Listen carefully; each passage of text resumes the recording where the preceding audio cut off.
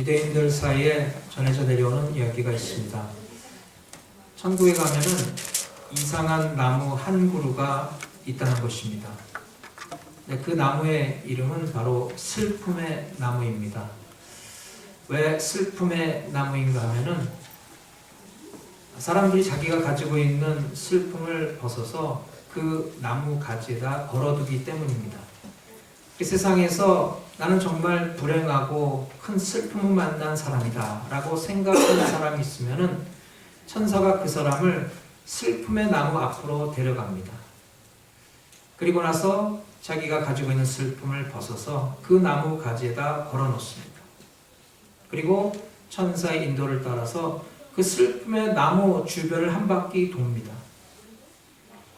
그 슬픔의 나무 가지에 어떤 슬픔들이 걸려 있는가를 보기 위해서요. 그리고 자기가 벗어놓은 슬픔 대신에 다른 사람이 벗어놓은 슬픔을 하나 골라서 가지고 가야 합니다.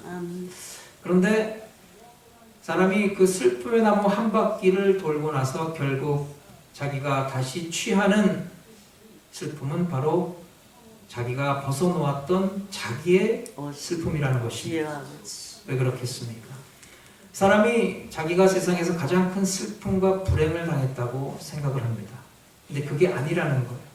생각해보니까 자기보다 더 큰 슬픔과 더 무거운 짐을 지고 살아가는 사람들이 너무나 많다는 것을 알게 됩니다. 그래서 누구든지 그 슬픔의 나무 앞에 갔다 오고 나서는 더 이상 원망하지 않는다고 합니다. 하나님께서 허락해 주신 그 인생에 만족하고 감사하며 기쁨으로 살아가게 된다는 것입니다. 이스라엘 백성들은 출애굽의 감격도 잠시 그들 앞에 그 넓고 넓은 홍해 바다가 가로막고 있는 엄청난 시련을 맞이하게 됩니다. 설상가상으로 바로 왕이 애굽 군대를 몰고서 추격해 옵니다. 그러니까 앞에도 막히고 뒤에도 막히는 그야말로 어디도 갈 수 없는 그런 샌드위치 상황 가운데 있게 되는데 도대체 출애굽의 감격을 경험한 지 얼마 되지 않아서 이스라엘 백성들에게 어떻게 이러한 큰 시련이 닥칠 수가 있단 말입니다. 고린도전서 10장 11절에 보면은 저희에게 당한 이런 일이 거울이 되고 또한 말씀을 만난 우리의 경계로 기록하였느니라. 그래서 이 말씀처럼 구약시대에 기록된 모든 말씀은 바로 이 시대를 사는 우리에게 교훈을 주기 위해서입니다. 출애굽 사건이 그냥 역사적인 사건으로 끝나는 것이 아니라 오늘을 사는 우리에게 귀한 교훈을 깨닫게 되고 그리고 그것을 우리의 삶의 거울로 삼으라는 것입니다. 여러분 우리가 거울을 볼 때 뭐합니까? 거울에 비치는 내 얼굴을 보면서 얼굴에 티가 묻진 않았는가, 눈에는 뭐가 들어가지 않았는가를 살피게 되는 것이고 그 거울을 보며 우리 스스로를 고치는 것입니다. 이제 440년 동안 애굽에서 노예 생활을 했던 이스라엘 백성들이 사실 원래는 참 요셉의 인도로 애굽 생활을 좋게 시작했습니다. 식량이 없어서 애굽에 참 요셉의 인도로 가게 되었고 그곳에서 풍족하게 먹고 살았어요. 처음에는 그렇게 참 애굽의 생활이 좋았고 그렇게 큰 도움이 되어서 참 애굽 생활로 인해서 이스라엘 백성들이 많은 축복도 받았습니다. 그런데 처음에는 요셉의 인도로 그렇게 좋게 시작되었던 애굽 생활이 나중에는 비참한 노예 생활로 끝나게 되었다는 것. 우리가 세상에 살아가고 있지만은 세상에서 우리가 누리는 쾌락은 처음에는 우리가 너무나도 좋은 것이고 달콤한 것이라고 여겨지지만은 그것은 어느새 참 우리를 노예처럼 얽어매는 낚싯바늘과 같은 것입니다. 굵은 낚싯바늘에 걸린 한 마리의 물고기처럼 큰 그물에 걸린 한 마리의 새처럼 이스라엘 백성은 더 이상 자기들 힘으로는 그 바로의 애굽의 압제에서 벗어날 수 없는 너무나도 가련한 신세가 되었어요. 오직 하나님의 계획하시고 섭리하시고 역사하시고 완성까지 하시는 하나님의 구원의 역사로 말미암아 그 위대한 출애굽이 이루어졌던 것입니다. 이게 바로 출애굽 사건에 나타난 하나님의 주권입니다. 그 바로 왕은 마지막에 장자가 죽는 재앙을 당한 후에야 비로소 이스라엘 백성들을 내어줍니다. 그러니까 하나님의 말씀대로 이스라엘 백성들은 어린 양을 잡아서 그 피를 자기 집 문설주 좌우인방에다가 발랐고, 죽음의 사자는 그 피를 보고 그 이스라엘 백성의 집은 건너뛰는 그런 6월절의 은혜가 임합니다. 어린 양의 피, 바로 예수 그리스도의 보혈로 이스라엘 백성들은 영적인 해방, 육적인 해방 뿐만 아니라 은금 폐물까지 챙겨 나오는 물질의 축복을 받아 누리게 되었어요.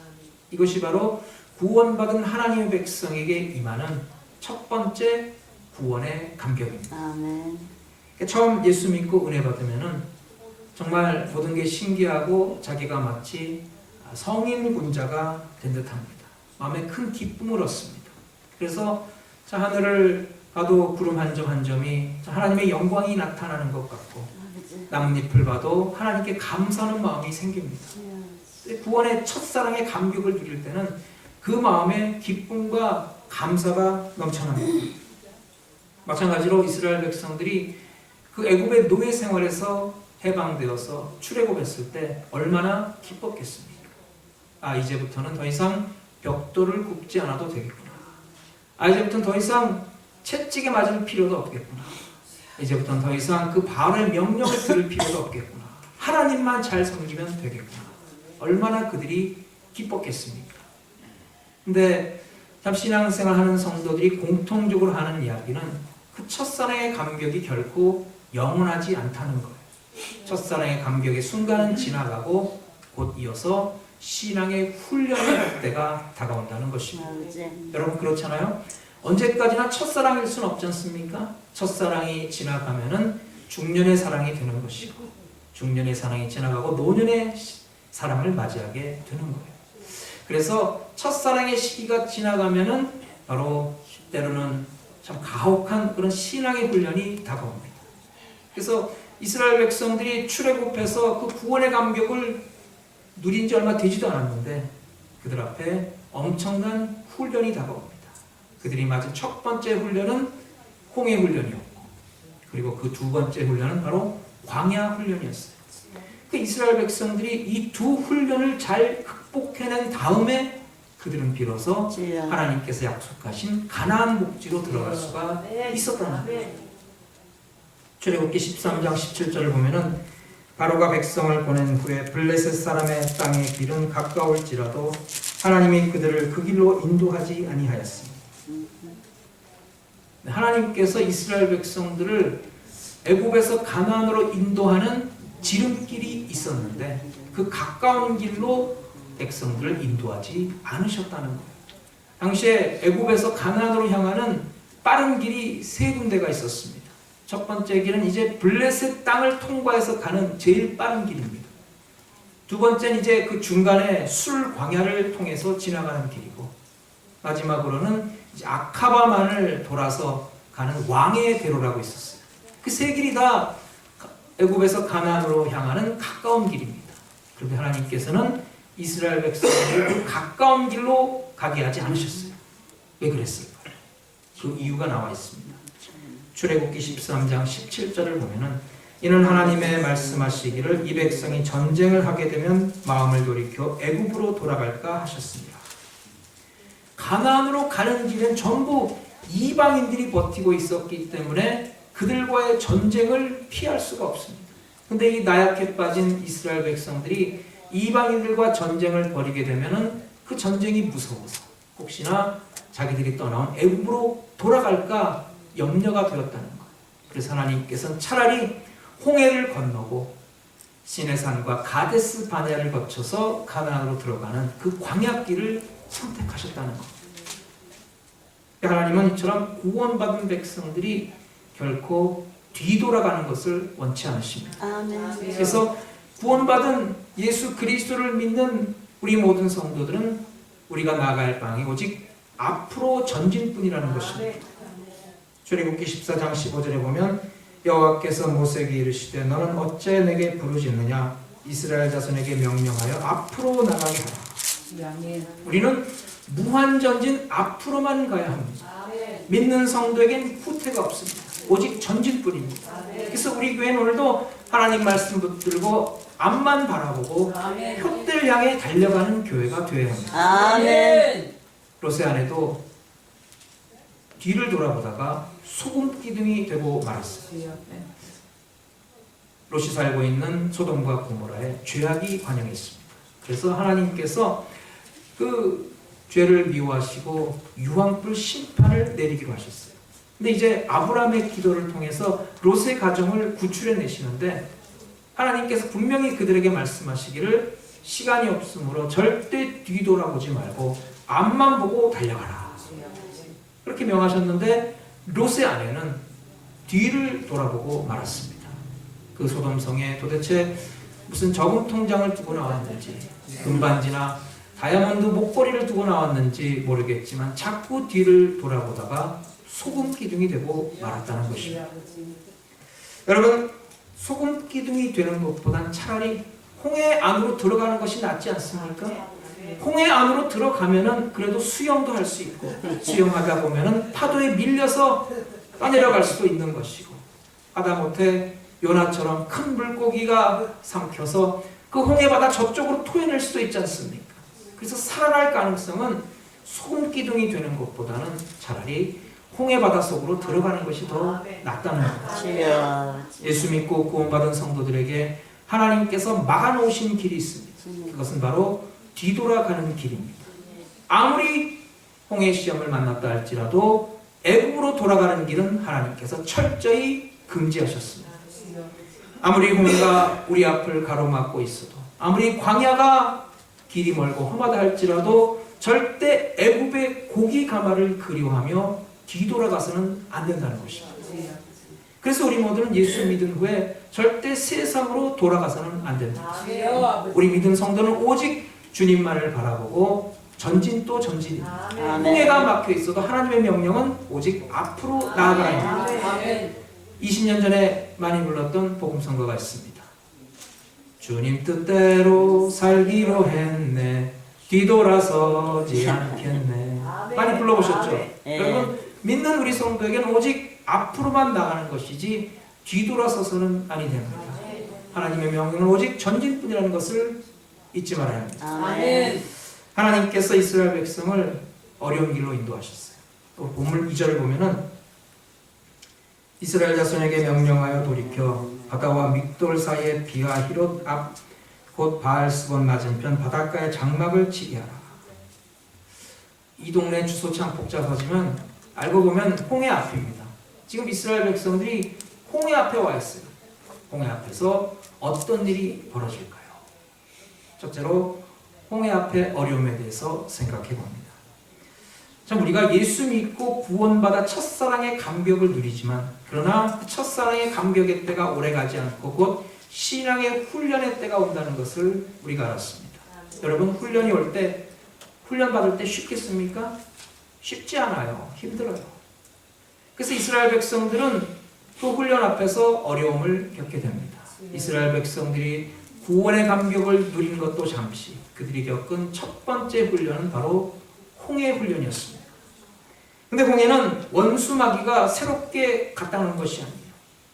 하나님께서 그때 새롭게 만드신 것도 아니고 태초에 하나님께서 이미 만들어 놓으신 것입니다. 아멘. 그러니까 이스라엘 백성들이 출애굽하기 전에 이미 홍해는 그 자리에 있었어요. 그런데 예수 믿고 나니까 그 전에 있던 것이 새로운 어려움으로 다가올 때가 있다는 것입니다. 예컨대 평소에 오순도순 잘 지내던 남편이 교회를 다니고부터는 홍해처럼 변할 수가 있다는 거예요. 그 교회를 다니더라도 좀 적당히 다녀라. 주일만 가지 저녁 때는 왜 떠나가냐. 뭐 그렇게 태클을 걸 수도 있다는 거예요. 또 시어머니가 갑자기 홍해 노릇을 할 수도 있습니다. 교회 다니려면 며느리 사표 내라. 이렇게 할 수도 있다는 거예요. 그 전에 있었는데 예수 믿음으로 인해서 장애물로 변할 수가 있는 것입니다. 여러분, 이것이 얼마나 건너기 힘든 홍해 시험이겠습니까? 설상가상으로 어려움은 홍해바다만 있는 것이 아니에요. 뒤에서는 바로의 애굽 군대가 추격해 옵니다. 바로 왕이 열장으로 얻어터지고 마지막으로는 장자까지 잃어버린 큰 고통을 당한 후에 하는 수 없이 이스라엘 백성들을 풀어줬지만은, 그러나 장정만 60만 명, 여자까지 합하면 한 200만 명 가까이 되는 그런 노동력을 잃어버렸으니 얼마나 억울하겠습니까? 그래서 장관들을 다 불러서 동원해서 특별 병거 600대를 동원해서 군대를 이끌고 쳐들어옵니다. 그 이스라엘 백성들이 출애굽해서 너무나 기뻤는데 홍해가 그들의 앞을 가로막고 있고, 뒤에서는 애굽의 군대가 흙먼지 바람을 일으키고 병거를 이끌고 쳐들어오는 거예요. 우당탕 와르릉 쿵쾅 쳐들어오는 그 병거 소리를 들었을 때 이스라엘 백성들이 얼마나 두려웠겠습니까? 여러분, 우리가 예수 믿고 구원받으면 우리가 첫사랑의 감격을 누릴 때는 너무나도 기쁩니다. 내가 정말 훌륭한 성인이 된 것 같습니다. 그런데 예수 믿고 1년이 지나고 2년이 지나도 내 안에 여전히 죄성이 존재하는 것 같고, 오히려 그 죄성이 날이 갈수록 그 강도가 더 세져서 내 신앙생활을 방해하는 것을 느낄 때가 있습니다. 이제는 세상 욕심 다 끊었다고 생각이 되었는데 오히려 다른 사람 가진 것 보면은 내가 더 갖고 싶고 더 욕심을 부리게 되는 내 자신을 발견하게 됩니다. 이제 예수 믿었으니 내 마음속에 사랑으로 가득할 것이라 생각됐는데 미운 사람 더 미워지고 또 형제 자매들과도 틀어지는 경우가 많이 있습니다. 이제 정말 신앙생활 좀 잘 해보려고 하는데 항상 같이 믿는 옆에 있는 형제 자매 때문에 시험 들 때가 많아요. 나 이제 정말 좀 열심히 다녀보려고 하는데 왜 날 가만히 내버려 두질 않는 거야? 왜 자꾸 나를 건드려? 뭐 그런 생각이 날 때가 있어요. 여러분, 그 모든 생각이 바로 바로가 애국 군대를 이끌고 쳐들어오는 것입니다. 이것이 바로 우리가 이 홍해 바다 앞에서 만나는 두 번째 시험이에요. 왜 그런 일이 일어날까요? 여러분, 예수 믿고 구원받으면 하나님이 기뻐하시고 하늘의 천군 천사가 기뻐하며 찬양합니다. 그런데 그것을 못마땅하게 여기는 존재가 있으니 바로 사탄마귀입니다. 그러니까 그전에는, 예수 믿기 전에는 그냥 채찍 때리며 괴롭혔는데 예수 믿고 나니까 이제는 아예 병거까지 동원해서 쳐들어오면서 더 큰 어려움에 빠뜨리고 도적질하고 죽이고 멸망시키려고 합니다. 그럴 때 우리가 담대한 믿음으로 이겨나가면 되는데 문제는 마음속에 두려움과 원망이 생긴다는 거예요. 본문 10절로 11절을 보겠습니다. 바로가 가까이 올 때 이스라엘 자손이 눈을 들어본즉 애굽 사람들이 자기들 뒤에 이른지라 이스라엘 자손이 심히 두려워하여 여호와께 부르짖고 그들이 또 모세에게 이르되 애굽에 매장지가 없어서 당신이 우리를 이끌어내어 이 광야에서 죽게 하느냐. 얼마나 큰 원망을 합니까? 모세가 출애굽의 기수가 되어서 이스라엘 백성들을 이끌고 나갈 때는 백성들이 다들 기분 좋아서 우리 모세 최고 그러더니 이 홍해 앞에서 어려움을 만나니까 사람들이 일제히 불평을 합니다. 아니 애굽에 매장지가 없어 우리를 이것까지 데리고 나와서 바닷속에 매몰시키려고 하느냐라고 하면서 일제히 모세를 원망하는 거예요. 여러분, 이스라엘 백성들은 구원받은 하나님의 백성이 틀림없습니다. 그런데 그들이 받은 훈련 가운데서 얻은 성적은 참으로 초라합니다. 홍해 훈련 가운데서 그들이 받은 점수는 60점 미만 F학점입니다. 하나님은 이스라엘 백성들을 더욱더 믿음을 자라도록 하시기 위해서 그들에게 훈련을 시키셨어요. 그들에게 시키신 훈련 제1호가 바로 홍해 훈련입니다. 근데 여러분, 군대에서 훈련 받을 때 혼자만 훈련하는 게 아니에요. 교관도 있고 조교도 있고 또 위생병도 있어서 훈련 받을 수 있는 모든 여건을 만들어 놓습니다. 마찬가지로 하나님께서 우리를 훈련시키실 때 너 훈련 받으면 고생 좀 해봐라 그러지 않으시고 우리가 훈련 받을 때 필요한 모든 도움을 다 예비하신다는 것입니다. 그래서 여러분, 우리에게 어려움이 찾아올 때 하나님께서 우리에게 도움도 주신다는 사실을 잊지 마시기 바랍니다. 그렇다면 우리가 훈련을 받을 때 어떤 마음의 자세를 가져야 할까요? 13절로 14절. 모세가 백성에 이르되 너희는 두려워 말고 가만히 있어서 여호와께서 오늘 너희를 위하여 행하시는 구원을 보라. 너희가 오늘 본 애굽 사람을 또다시는 영원히 보지 못하리라. 여호와께서 너희를 위해 싸우시니 너희는 가만히 있을지어다. 이스라엘 백성들이 이 와중에 해야 할 일이 무엇입니까? 가만히 입 다물고 하나님께서 그들을 위해 행하시는 것을 보라는 거예요. 아멘. 그래서 그 후에 이스라엘 백성들이 여리고성을 무너뜨리기 위해서 하루에 한 번씩 여리고성을 돌 때 하나님이 뭐라고 하셨습니까? 아무 말도 하지 말고 그저 묵묵히 침묵을 지키고 성을 돌기만 하라고 했어요. 아멘. 잘 되어 가는데 괜히 입으로 부정하는 말 하지 말라는 거예요. 산통 깨는 행동 하지 말라는 것이죠. 그래서 때로는 입을 다물고 침묵을 지킬 때가 더 좋을 때도 많습니다. 아멘. 이런 이야기가 있어요. 어떤 부인이 수심이 가득한 얼굴로 정신과 의사를 찾아와서 상담을 했어요. 선생님, 더 이상은 제가 살 수가 없어요. 남편이 집에만 들어오면 신경질을 부리고 자기 마음대로 하려고 해요. 이제는 참을 수가 없어요. 그래서 그 상담을 들은 의사가 한참 동안 생각하다가 이런 말을 하는 거예요. 부인, 이 병원 옆에 가면은 신비의 샘물이 있습니다. 그 신비의 샘물에서 물을 좀 떠다가 집으로 가져가십시오. 그리고 저녁 때 남편이 돌아오면은 얼른 그 신비의 물을 입에 넣으세요. 입에 넣기만 하고 절대 삼키진 마세요. 그래서 그 부인이 의사의 말대로 그 신비의 샘물에서 물을 길어다가 집으로 가져갔어요. 저녁 때 남편이 집에 오니까 여전히 아니나 다를까 불평하고 원망하고 시비를 걸어옵니다.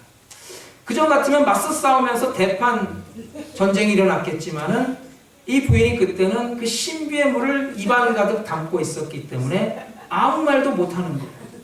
그래서 그 후로 이 부인은 남편 앞에서 계속 그 신비의 물을 입에 가득 담고 있었고 남편은 날이 갈수록 변해가는 거예요. 그 남편의 변화에 대해서 너무나 기뻐한 이 사람이 다시 의사를 찾아가서 이렇게 말했어요. 선생님, 정말 기뻐해 주세요. 정말 선생님이 말씀하신 그 신비의 샘물이 효과가 대단한 것 같아요. 남편이 너무나도 다르게 변했어요. 그러니까 의사가 빙그레 웃으며 하는 거예요. 부인, 남편을 변화시킨 것은 그 신비의 샘물이 아닙니다. 남편을 변화시킨 것은 바로 당신의 침묵입니다. 아멘. 여러분, 입을 닫는 것이 좋을 때가 있습니다. 부정적인 말에서 괜히 산통 깨느니 차라리 침묵을 지키는 것이 더 나을 때가 많습니다. 그 나중에 광야에서 계속 원망하고 불평하는 이스라엘 백성들 향해 하나님은 이런 말씀을 하세요. 민수기 14장 28절, 여호와의 말씀에 나의 삶을 가리켜 맹세하노라. 너희 말이 내 귀에 들린 대로 내가 너희에게 행하리니. 그래서 말이 씨가 된다는 그런 말이 나온 거예요. 그래서 우리는 항상 말할 때마다 좋은 말, 덕이 되는 말을 해야 합니다. 어려운 환경 가운데서도 뒤를 돌아보거나 하나님을 원망하는 말을 해서는 안 됩니다. 참 그 이스라엘 백성들을 그 애굽의 열장을 통해서 구원해 주신 하나님이신데 홍해 시험도 넉넉히 이기게 해주시는 것입니다. 아멘. 마찬가지로 우리는 하나님의 특별 은총으로 구원을 받았습니다. 아멘. 그 당신의 고귀한 피값으로 우리를 구원해 주신 하나님께서 어찌 우리를 그 어려운 가운데 그냥 내버려 두시겠습니까? 주여 아버지. 우리가 당하는 고난에서, 우리가 맞이한 시험에서, 우리가 겪는 환난 가운데서 하나님은 우리와 동행하시고 우리로 하여금 넉넉히 이기고 승리하게 해주실 줄로 믿습니다. 아멘. 둘째로 하나님의 도우심입니다. 보면 13장 21절로 22절을 보면은 여호와께서 그들 앞에 가시며 낮에는 구름 기둥으로 그들의 길을 인도하시고 밤에는 불 기둥을 그들에게 비추어 낮이나 밤이나 진행하게 하시니 낮에는 구름 기둥 밤에는 불 기둥이 백성 앞에서 떠나지 아니하리라. 아멘. 그 이스라엘 백성들이 광야도 잘 모르는데 도대체 어디로 가야 한단 말입니까? 그래서 구름 기둥, 불 기둥이 그 이스라엘 백성들 앞서서 진행하는 거예요. 그 구름 기둥, 불 기둥이 인도하심을 따라 백성들은 따라가는 것입니다. 그런데 지금 바로가 병거를 이끌고 수많은 군인들을 이끌고 쳐들어오고 있는데 백성들이 두려워 떨고 있는데 놀라운 일이 벌어졌어요. 아버지. 백성들 앞에 지나가던 구름 기둥, 불 기둥이 갑자기 뒤로 옮겨가는 것이었어요. 그러더니 이 구름기둥 불기둥이 이스라엘 백성들과 바로의 애굽 군대 사이에 거하더니 바로의 애굽 군대에는 어둠을 내리고 이스라엘 백성들에게는 광명을 비추는 거예요. 아멘. 당장 이 바로의 애굽 군대가 쳐들어와서 이스라엘 백성들을 덮칠 것 같았는데 하나님께서 막으시니까 그 바로의 군대가 이스라엘 백성 근처에도 못 오는 거예요. 아멘. 본문 19절로 20절을 보면 이스라엘 진 앞에 가던 하나님의 사자가 그들의 뒤로 옮겨가네. 구름 기둥도 그 앞에서 그 뒤로 옮겨 애굽 진과 이스라엘 진 사이에 이르러서니 저쪽에는 구름과 흑암이 있고 이쪽에는 밤이 밝았으므로 밤새도록 저쪽이 이쪽에 가까이 못하였더라. 아버지. 여러분, 우리 인생에 구름 기둥과 불 기둥이 있습니다. 우리와 함께하는 구름 기둥과 불 기둥은 바로 성령님의 임재하심입니다. 여러분, 아버지. 성령님이 우리 가운데 내주하시고 우리와 동행하시고 우리 길을 인도하시고 우리 삶을 주장하십니다. 그러므로 그 성령님을 환영하시고 아멘. 모셔드리고 아멘. 성령님과 동행하고 성령의 인도를 받는 성도가 되시길 바랍니다. 아멘.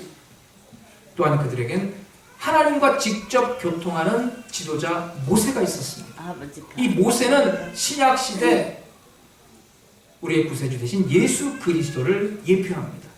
여러분, 예수님은 어제나 오늘이나 영원토록 동일한 분이시고 아멘. 우리의 구원자가 되시고 우리의 인도자가 되시고 우리의 피난처가 되시고 우리의 친구가 되시고 우리의 공급자가 되어주시고 우리의 보호자가 되어주십니다. 그 예수님은 우리를 긍휼히 여기시는 분이십니다. 아멘. 아버지. 예수님은 하나님의 아들이시지만은 그러나 예수는 우리와 똑같은 육신을 입고 이 세상에 오셔서 피곤도 경험하시고 고통도 당해보시고 매도 맞으셔서 우리가 육신으로 겪는 모든 고통을 다 이해하시고 아버지. 통찰하시고 함께 느끼시는 분이십니다. 아버지. 예수님은 우리의 연약함을 함께 체험하셔서 우리를 너무나도 잘 아시고 우리를 불쌍히 여기시는 분이라는 것입니다. 여러분, 그 예수님이 우리와 함께 하십니다. 그 예수님께 우리 모든 어려움을 맡기는 성도가 되시기를 바랍니다. 아멘. 본문 13절을 보면 여호와께서 오늘 너희를 위하여 행하시는 구원을 보라. 너희가 오늘 본 애굽 사람을 또 다시는 영원히 보지 못하리라. 하나님께서 모세를 통해서 위대한 승리의 말씀을 주십니다. 너희가 오늘 본 애굽 사람들을 내일은 다시 못 볼 것이라. 너희가 그들이 살아있는 것을 다시는 못 볼 것이라. 너희는 가만히 있어. 여호와 하나님께서 너희를 위해 싸우는 것을 그저 구경만 하라. 할렐루야. 아버지. 여러분이 얼마나 감사합니다. 위대한 승리의 말씀, 격려의 말씀, 위로의 말씀입니다. 아멘. 여러분, 우리가 세상 살아가다가 홍해 앞에 이스라엘 백성들처럼 홍해 시험을 만나서 낙심하고 좌절할 수 있을지 모르겠습니다. 그러나 여러분, 그때 예수님이 우리와 함께 하시고 성령님 우리의 길을 인도하시고 아멘. 승리와 격려의 말씀을 주셔서 아멘. 넉넉히 감당하고 이기게 해주실 줄로 믿습니다. 아멘. 여러분, 우리는 살아계신 하나님이 우리 아버지가 되시고 아멘. 살아계신 예수님이 우리의 구세주가 되기 때문에 아멘. 어떤 홍해 시험, 어떤 광야 시험을 만나도 낙심할 이유가 없습니다. 아멘. 한국의 재벌의 아들이 군대를 가서 훈련을 받습니다. 근데 훈련이 너무 고돼가지고 결국은 탈영을 해버리면 사람들이 뭐라 그러겠어요? 그 온실에서 곱게만 자라가지고 그것도 못 견뎌. 조금만 견디면 재벌 후계자가 될 텐데 말이야. 그렇게 말하지 않겠어요? 작은 신앙의 훈련도 제대로 견디지 못해서 뛰쳐나가 버리면 또다시 옛날에 방황하던 그 시절로 돌아가는 것입니다. 그렇게 인내심이 부족한 사람이 세상에서 다른 그 무엇을 제대로 할 수가 있겠습니까? 여러분, 믿음으로 시련을 극복하고 그 자리에서 뿌리 내리고 열매 맺고 꽃 피우는 성도 삶이 되시길 바랍니다. 아멘. 예수 그리스도를 믿는 자는 바로 하나님의 자녀가 되었고 하나님의 상속자가 되었습니다. 만유의 상속자가 되었어요. 여러분, 우리는 세상 그 어떤 재벌보다도 가장 위대한 상속권을 가진 하나님의 아멘. 자녀들입니다. 로마서 8장 18절 생각하건대 현재의 고난은 장차 우리에게 나타날 영광과 비교할 수 없다. 할렐루야. 아멘. 고난받을 때 생각해 보라는 거. 고난 때문에 예수 안 믿겠다고 하지 말고 한번 생각해 보라는 거예요. 뭘 생각하라는 것입니까? 내가 고난받아서 힘들지만은 그러나 이 고난으로 인해서 장차 내게 임할 하나님의 영광을 생각할 때 그 고난은 아무것도 아니라는 것입니다. 고린도전서 10장 13절 사람이 감당할 시험 밖에는 너희에게 당하는 것이 없나니 오직 하나님은 미쁘사 너희가 감당하지 못할 시험당함을 허락하지 아니하시고 아버지. 시험당할 지경에 또한 피할 길을 내사 너희로 능히 감당하게 하시느니라. 아멘. 여러분 하나님은 우리의 시험을 통제해 주십니다. 그리고 우리가 감당하지 못할 시험은 아예 허락치도 않으세요. 그리고 시험 당할 때쯤 되면은 우리가 능히 피할 길을 열어 주신다고 했습니다. 여러분 우리에게 더 좋은 길을 예비하시고 우리의 걸음걸음을 인도해 주신 것입니다. 때로는 하나님이 우리를 음침한 사망의 골짜기로 인도하실 때가 있습니다. 그것은 바로 우리를 더 좋은 푸른 초장과 쉴만한 물가로 나가도록 하기 위함입니다. 우리가 사망의 음침한 골짜기를 다닐지라도 두려워할 이유가 없습니다. 왜냐하면 주님께서 우리와 함께 하시고 주님이 우리의 막대기와 지팡이가 되어주시기 때문입니다. 그럼 여러분 힘들고 어렵더라도 좀 참으세요. 인내하십시오. 이겨나가시길 바랍니다. 다만 산비탈에 가려서 앞이 보이지 않을 뿐입니다. 근데 여러분 하나님의 인도하심을 따라 산 모퉁이를 돌아가면은 우리가 생각하지 못했던 놀라운 하나님의 영광과 축복이 우리를 기다리고 있다는 사실을 우리는 알게 됩니다. 푸른 초장이 우리를 반겨주고 쉴만한 물가가 우리를 기다리고 있다는 사실을 알게 될 것입니다. 그제서야 우리는 왜 선한 목자 되신 주님께서 나를 사망의 음침한 골짜기로 인도하셨는가 그 이유를 알게 됩니다. 아멘. 그제서야 그 어려움 가운데서도 우리가 인내하며 참아야 했던 그 이유를 알게 되고 하나님께 감사하게 될 것입니다. 아멘. 여러분 No cross, no crown이라는 말이 있습니다. 십자가 없이는 멸류관도 없는 거예요. 고난을 이기지 못하면은 하나님께서 예배하신 엄청난 영광도 누릴 수가 없는 것입니다. 홍해훈련은 하나님의 편에서 보면은 하나님께서 영광 받으시기 위해서 이끄신 훈련이었습니다. 17절을 보면 내가 애굽 사람들의 마음을 완악하게 할 것인즉 그들이 그 뒤를 따라 들어갈 것이라. 내가 바로와 그 모든 군대와 그 병거와 마병으로 말미암아 영광을 얻으리라. 아멘. 하나님께서 이스라엘 백성들을 홍해 바다에서 몰살시키시고 영광을 받으셨다는 것입니다. 그래서 모세가 하나님 말씀에 순종해서 이스라엘 백성들에게 앞으로 나가라 진군의 명령을 내렸어요. 그리고 가지고 있던 지팡이를 들어서 바다를 향해 내밉니다. 그랬더니 그 바다가 육지처럼 쫙 갈라집니다. 그리고 이스라엘 백성들은 그 바다를 마른 땅처럼 안전하게 건너갔습니다. 그런데 이스라엘 백성들을 추격해오던 바로의 애국 군사들은 그 바다 가운데서 다 빠져서 몰살당하고 말았던 것입니다. 그래서 이스라엘 백성들은 손 하나 까딱하지 않고 하나님의 능력으로 대승을 거두었습니다. 여러분 하나님이 우리를 위해 싸워주십니다. 하나님의 이름의 영광과 명예를 위해서라도 우리를 지켜주십니다. 하나님은 신실하신 분이세요.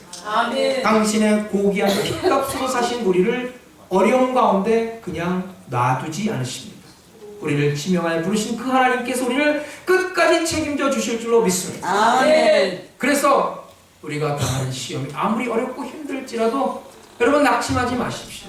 그것은 우리를 더 나은 축복의 자리로 인도하는 과정일 뿐입니다. 아멘. 여러분 영원한 영광, 영원한 축복이라는 말이 있지만 영원한 시험, 영원한 고난이라는 말은 없습니다. 여러분 우리가 당하는 고난이나 시험은 잠시 잠깐에 불과합니다. 그것을 이겨내지 못하면 안 되는 겁니다. 여러분 하나님은 늘 우리와 함께 하십니다. 우리를 눈동자처럼 지켜보여 주십니다. 우리로 하여금 그 모든 시험을 이길 힘을 주십니다. 그래서 우리는 얼마든지 이길 수가 있습니다. 얼마든지 감당할 수가 있습니다. 하나님은 신실하신 하나님이시기 때문에 그 약속하신 바를 반드시 이루시는 분이십니다. 오늘도 그 하나님의 약속의 말씀을 붙잡고 어떤 시험 가운데서도 담대한 믿음으로 맞서 싸워 이기고 승리하는 성도 되시기를 주의 이름으로 아멘. 축원합니다. 아멘. 하나님 크신 은혜와 사랑을 감사합니다. 그 어떤 시험도 담대한 믿음으로 이겨나가고 승리의 계가를 올리는 성도 되게 하여 주시옵소서. 고난당한 것이 내게 유익이라고 하셨습니다. 주의 윤례를 배운다 하셨습니다. 고난 뒤에 찾아오는 주님의 놀라운 영광을 받아들이는 성도 되게 하여 주옵시고